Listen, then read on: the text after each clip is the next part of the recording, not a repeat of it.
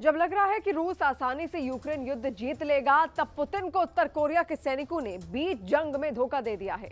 Ukraine ने दावा किया है कि रूस की तरफ से लड़ रहे कोरियाई सैनिकों ने सरेंडर करना शुरू कर दिया है।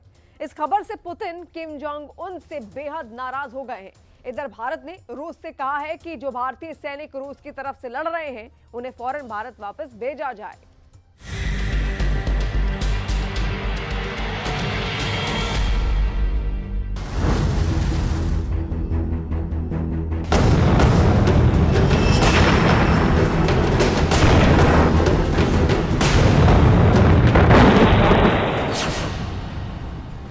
किम के सैनिक भगोड़े, पुतिन से कोरियाई गद्दारी।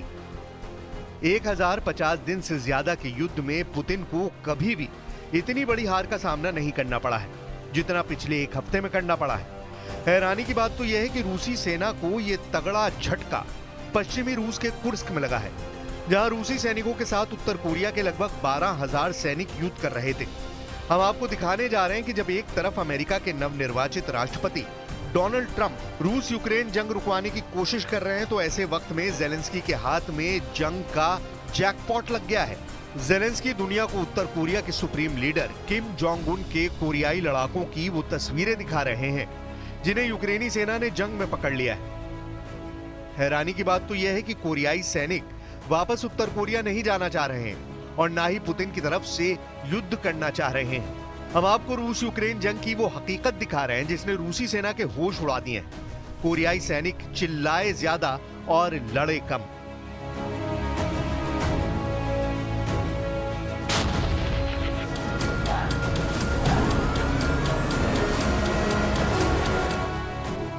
सितंबर 2024 से उत्तर कोरिया के सैनिक रूसी सेना के साथ मिलकर यूक्रेन के खिलाफ मोर्चा खोले हुए थे। किम जोंग उन भी पुतिन को भरोसा दिला रहे थे कि उनके सैनिक युद्ध के मैदान में कोहराम मचा देंगे। रूसी सेना और उत्तर कोरियाई सैनिकों ने शुरू के 3 महीनों में यूक्रेनी सेना पर भयंकर हमले किए।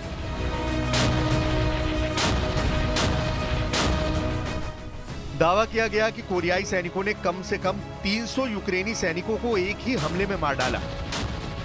उस वक्त ऐसा लगा कि रूसी सेना को मिले कोरियाई सैनिक गेम चेंजर साबित हो रहे हैं। लेकिन पिछले 2 हफ्तों में जो खबरें सामने आई हैं वो हैरान करने वाली हैं। अमेरिका और यूक्रेन ने दावा किया है कि 10 जनवरी तक कोरिया के 3000 सैनिक या तो मारे गए हैं या फिर घायल हुए हैं। लेकिन अब तो कुछ ऐसे जिंदा सबूत सामने आए हैं जिसने रूस के होश उड़ा दिए हैं।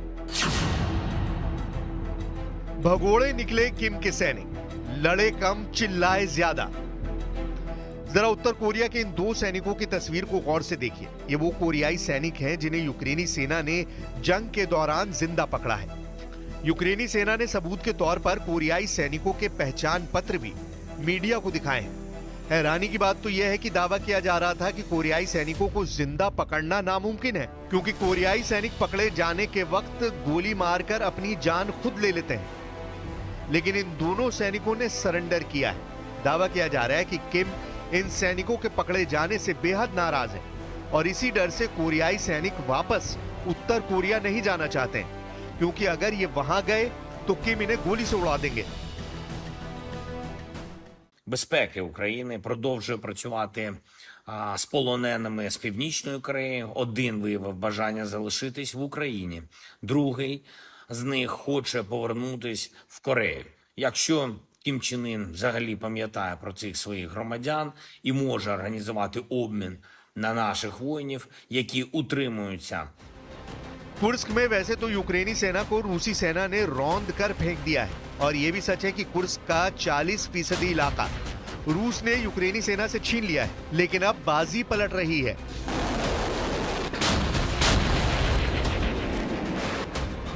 उत्तर कोरिया का कट्टर दुश्मन दक्षिण कोरिया की एजेंसी एसबीयू ने दावा किया है कि उत्तर कोरियाई सैनिक 9 जनवरी को यूक्रेनी विशेष बलों ने पकड़ा था।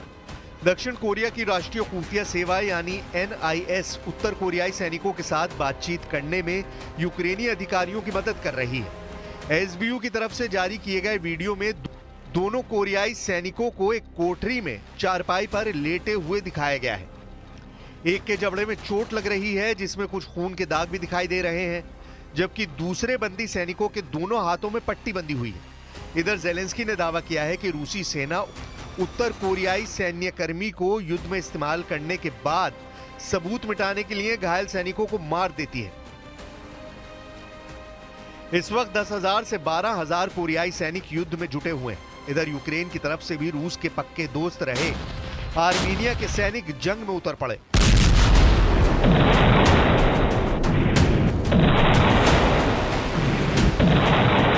इन दो तस्वीरों में देखिए कि आखिर जंग में चल क्या रहा है।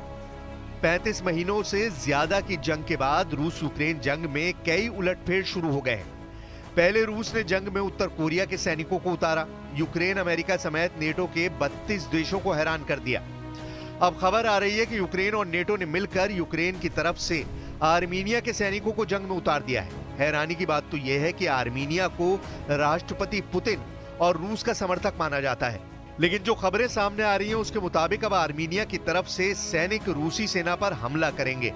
आर्मीनिया के सैनिक घातक हथियारों से लैस होकर जंग के मैदान में पहुंचने लगे हैं। इधर पुतिन की तरफ से उत्तर कोरिया के 15,000 सैनिक नए साजो सामान और तैयारियों के साथ रूस पहुंच रहे हैं। दावा किया गया है कि किम के आदेश पर कोरियाई सैनिकों की स्पेशल फोर्स रूस पहुंच चुकी है। इन हालात को देखकर साफ कहा जा सकता है कि पुतिन और जेलेंस्की दोनों ही युद्ध में आखिरी दांव खेल रहे हैं।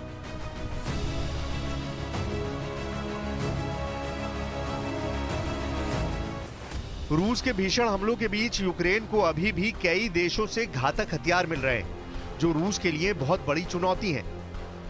इस वक्त यूक्रेन की तरफ से America, Britain, France, Germany, Poland और 3 बाल्टिक देश एस्टोनिया, लातविया और लिथुआनिया रूस के खिलाफ जंग में उतर चुके हैं।